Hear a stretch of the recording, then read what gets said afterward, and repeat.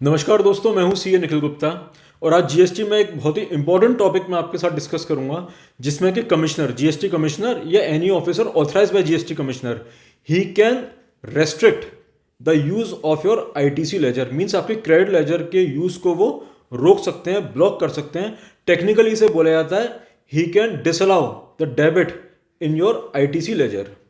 अब ये रूल क्या है? ये रूल 86A से पर्टेन करता है। पहले नहीं था, लेकिन जब लार्ज स्केल फ्रॉड्स होने लगे जीएसटी में, तब इस रूल की आवश्यकता हुई और इसको इंट्रोड्यूस किया गया। As per this rule there are certain conditions कि अगर कमिश्नर या any officer authorise by the commissioner, if he has reasonable belief कि आपने आईटीसी फ्रॉडलेंटली क्लेम किया हुआ है या ऐसा आईटीसी क्लेम किया हुआ है जो कि आपके लिए इनएडमिसिबल है, तो वो उस अमाउंट को रेस्ट्रिक्ट कर सकता है, ब्लॉक कर सकता है या यूज करने के लिए डिसअलाउ कर सकता है। इसकी कुछ कंडीशन है। पहली कंडीशन, अगर आपने आईटीसी ऐसे सप्लायर से ली है जो कि नॉन एग्जिस्टेंट है, मीन्स वो एग्जिस्ट ही नहीं करता है, या फिर वो अपनी रजिस्टर्ड प्लेस पे स्थित नहीं है, means he is not conducting business from his registered place. Second, केवल बिल्स की ट्रेडिंग हुई है, एक्चुअल माल का या सर्विसेज का, गुड्स या सर्विसेज का आना जाना नहीं हुआ है, मीन्स केवल पेपर ट्रेडिंग हुई है, आपने बिल खरीदा है और सप्लायर ने बिल बेच दिया है। Third, your supplier has not paid his taxes, means उसने आपको माल बेच दिया या सर्विस दे दी, हो सकता है आपसे पैसे भी ले ली हों, but he has not paid his tax, he has not filed his 3B return. Third ये है।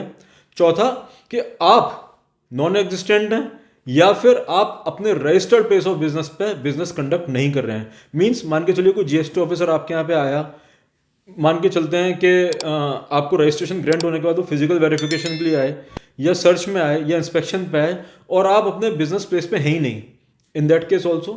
And lastly, you don't have invoice or debit note or any other tax paying document. इस केस में अगर commissioner और any officer authorise by commissioner, if he feels कि ये ITC आपने गलत लिया हुआ है, तो वो उसके यूज को रेस्ट्रिक्ट कर देगा। अब इसके लिए कुछ डिपार्टमेंटल इंस्ट्रक्शंस आए हैं, उनको समझने की कोशिश करते हैं। इंस्ट्रक्शन ये बोलता है कि कमिश्नर के पास या any officer authorise by the commissioner, he should have reason to believe, not reason to suspect. Friends, there is lot of difference between reason to believe and reason to suspect. शक के आधार पर आपके ITC laser को block नहीं किया जा सकता। There must be some reason to believe, and reason to believe कैसे आएगा? उनके पास मटेरियल होना चाहिए, डॉक्यूमेंट्स होने चाहिए, एविडेंसेस होने चाहिए, जिसके बेस पे आपके आईटीसी के लेजर को वो ब्लॉक करेंगे।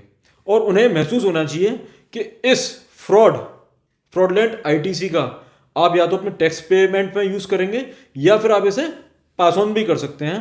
उस केस में वो आपके आईटीसी को ब्लॉक कर सकते हैं, रेस्ट्रिक्ट कर सकते हैं। उसमें इंपॉर्टेंट ये है कि सर्कुलर कहता है कि कमिश्नर को एक मॉनेटरी लिमिट सेट कर देनी चाहिए। मान के चलिए कमिश्नर की पावर X है, उनके जो सबॉर्डिनेट हैं उनकी पावर उनसे कम कर दी जाएगी। So in that way it can be restricted.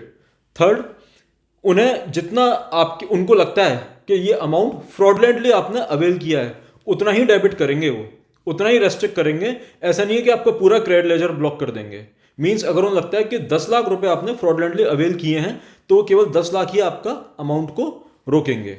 And fourth, if as per their evidences या एज पर योर सबमिशंस उन्हें लगता है कि नहीं, ये लेजर अनब्लॉक कर देना चाहिए, आईटीसी में डेबिट अलाउ कर देना चाहिए, तो again they will record the reason in writing.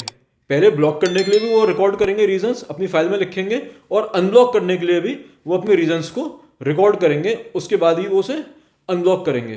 Friends, ये तो रही इंस्ट्रक्शंस की बात, लेकिन मैं आपसे हमेशा बोलता हूँ, और मैंने पहले भी इस पर एक वीडियो भी बनाया हुआ है, कि अपने सप्लायर की शनाख्त ज़रूर कर लीजिए, उसे पहचान लीजिए, ये देख लीजिए कहीं वो फ्रॉडलेंट नेचर का तो नहीं है। जब भी आप अपने यहाँ पे कहीं किसी नए सप्लायर को ऐड करें, तो एक बार उसकी केवाईसी ज़रूर कर लीजिए।